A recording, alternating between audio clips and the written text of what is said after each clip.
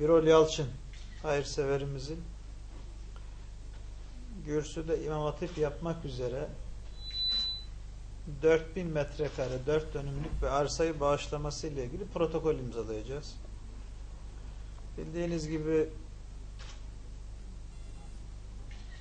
eğitim konusunda 2005'ten bu yana Türkiye Cumhuriyeti hükümetleri en büyük payı eğitime ayırıyor olmasına rağmen hala eğitimde derslik sayımız ve okul sayımız devam ediyor. Çünkü genç bir nüfusumuz var.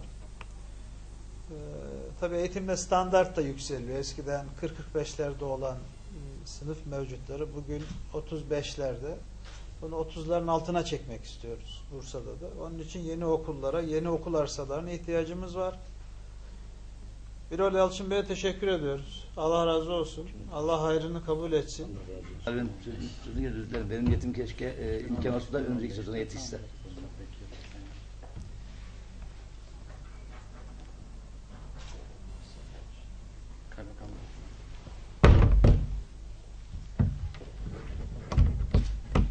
Kalemlerin bir kerameti var mı? Birol Bey'e buradayız. Çok imza atılmış. Teşekkür ederiz. Evet. Başlayalım. Şey yapalım.